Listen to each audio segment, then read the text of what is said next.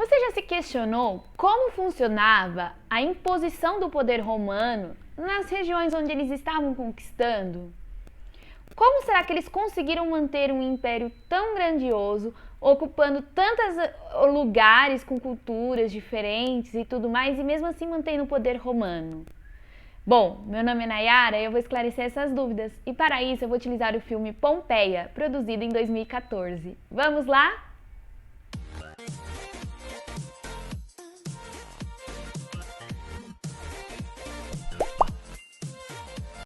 Galera, antes da gente começar a falar sobre esse Império Romano e como ele se manteve o poder nas regiões onde eles estavam conquistando, eu vou relembrar vocês que eu tenho outros 3 vídeos onde eu falo sobre Roma.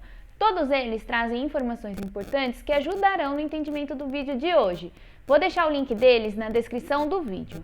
Agora, se você optar por assisti-los antes e depois voltar aqui, é só clicar no cardzinho que aparece na tela, que ele vai te levar diretamente para o início da playlist e depois automaticamente você entra aqui no conteúdo que eu vou abordar hoje, ok?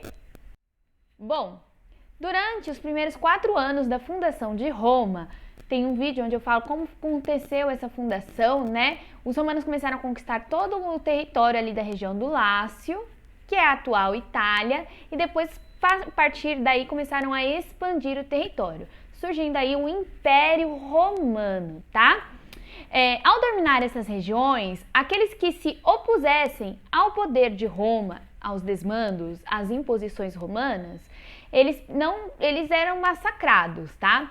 Tanto que no início do filme da Pompeia mostra os romanos na região da Britânia, atual Inglaterra, Londres, aquela região ali do Reino Unido, tá? E principalmente uma tribo celta, né, vai contra, eles tentam resistir às imposições romanas. E aí os romanos acabam com toda a população daquela região, eles assassinam todos daquela região, já que eles não estavam aceitando o domínio romano, tá?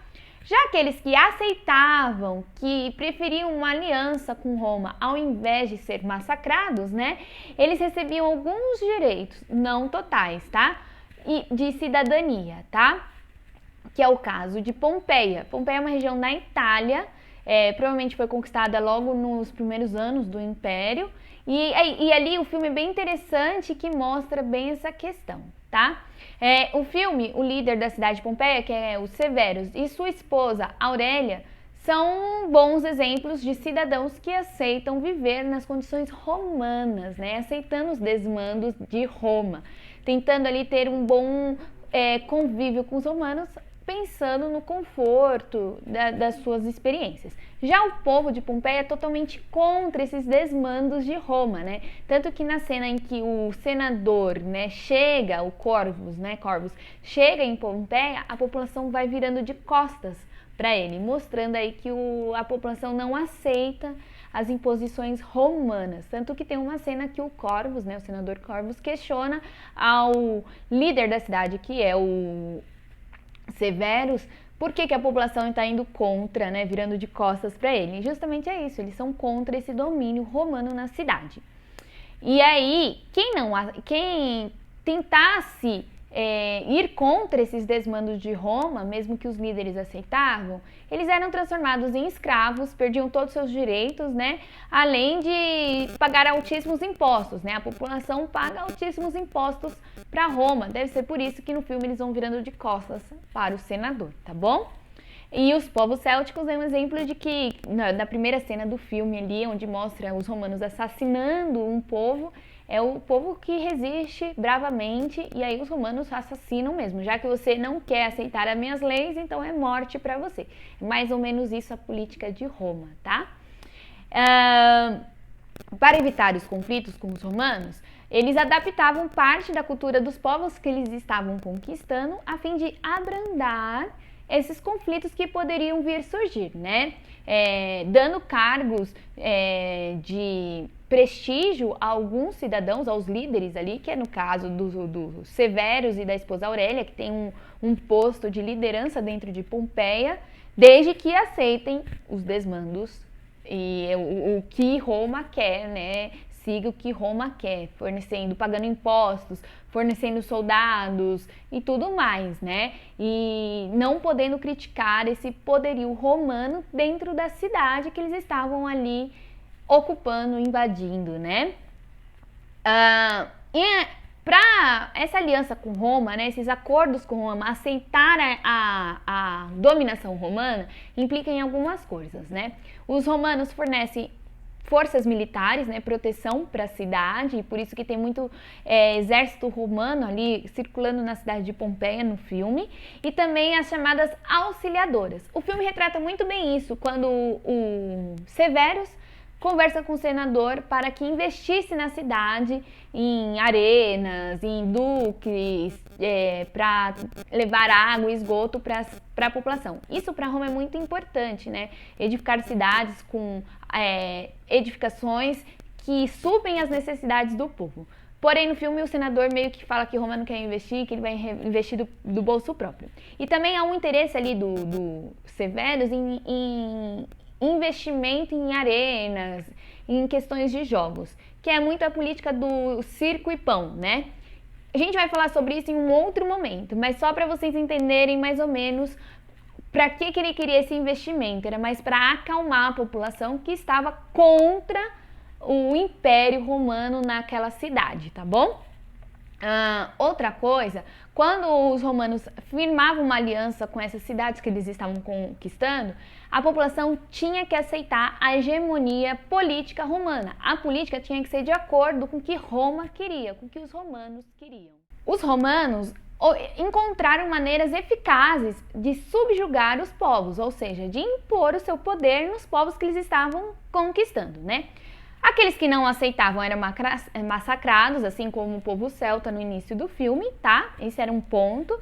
E também eles não permitiam uma união entre os povos. Quando ele massacra um povo, dá medo, né? O povo fica com medo de união entre eles para ir contra o poder romano. Então, cada povo no seu quadrado, eles não podiam se misturar, tá?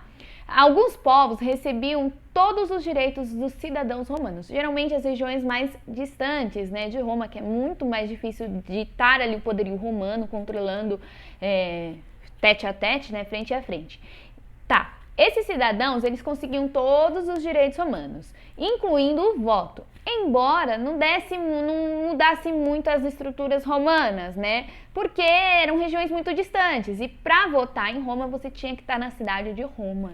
Você não poderia estar distante e mandar um emissário, né? Quem tinha esse direito a voto tinha que estar na cidade de Roma para poder votar. Caso contrário, seu voto não é válido.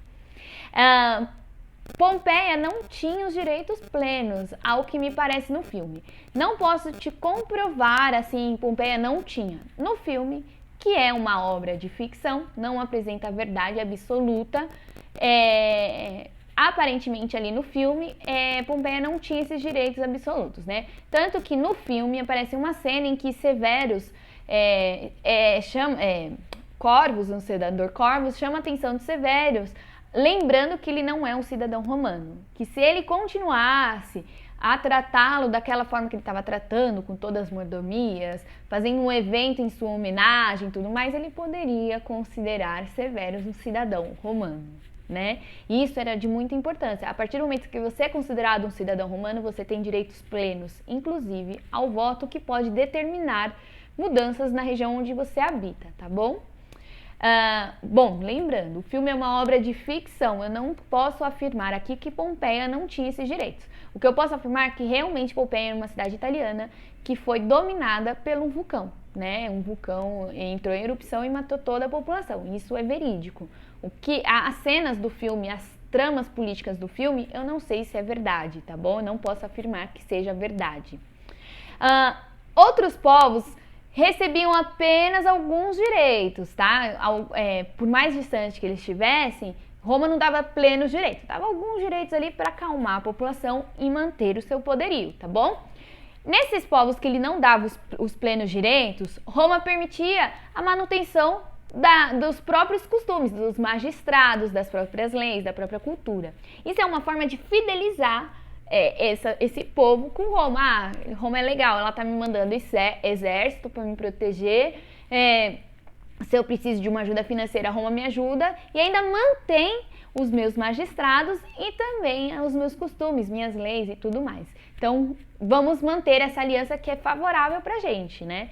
Então, era uma forma de Roma manter o seu poder, mesmo que distante, em regiões distantes. Por isso que se tornou um império muito grande, tá bom? Mesmo essas cidades tendo esses direitos, esses poderes em suas mãos, eles ainda eram subjugados à tutela romana, tá bom? E tinham que fornecer tributos, tropas, tudo que o exército precisava, eles tinham que fornecer, tá? Para evitar rebeliões, o que Roma, né, o Império Romano, fez, né? Uma forma de controle dessas rebeliões. Primeiro, eles edificaram estradas por toda a Itália e além dela, tanto que eu já falei sobre a famosa frase, todos os caminhos levam a Roma. Essas edificações de estradas facilitavam o translado dos soldados, né? Já que tem estrada, tem um caminho certo, então os soldados conseguiam transitar com muita facilidade. Além disso, eles fundaram diversas colônias por entre essas estradas, né? Todas essas estradas iam se separando com colônias nas regiões que eles estavam conquistando. Quando se forma uma colônia, os romanos mandam romanos, cidadãos que nasceram em Roma, para essas colônias. Geralmente eram soldados camponeses, né?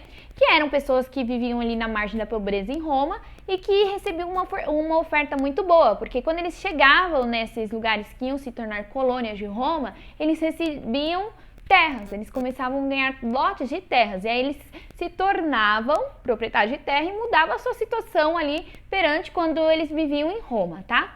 Isso faz com que gera mais uma fidelidade com Roma, né? Dos cidadãos com Roma. Bom, pessoal, isso é pra gente entender como se estruturou o Império Romano, como eles conseguiram manter um império muito grandioso, ocupando regiões muito longe da cidade de Roma. Foi através dessas estruturas bem estabelecidas que eles conseguiram crescer esse império, chegando até regiões, por exemplo, como onde atualmente é a Inglaterra, a Germânia, onde atualmente é bem próximo de Roma, da Rússia. Então, regiões bem longe de Roma, numa época onde não havia tecnologia como a gente tem hoje, né? Hoje a gente tem avião que facilita esse translado. Naquela época era tudo caminhando ou a cavalo, tá bom? Lembrando que eu falei que quem tiver a oportunidade de assistir a série Bárbaros, que tá na Netflix, assista. E deixa aqui nos comentários os elementos que vocês estão encontrando referente a esses assuntos que eu já fui abordando aqui nos vídeos. Eu vou estar lendo os comentários e vamos trocar essas figurinhas, tá bom? Bom, pessoal, eu vou voltar a falar de Roma e vou utilizar diversos filmes, como Gladiador, Pompeia, Rei Arthur, diversos filmes vão vir aí. No vídeo de hoje eu utilizei novamente esse livro do Pedro Paulo Funari, Grécia e Roma. Vou deixar a bibliografia dele na descrição do vídeo. Junto com ele eu vou deixar o link dos outros vídeos onde eu falo sobre Roma, o trailer do filme Pompeia e o trailer da série Bárbaros. Se você gostou, deixa seu like, compartilha, comenta, porque dessa forma você me ajuda a aumentar a visibilidade do canal.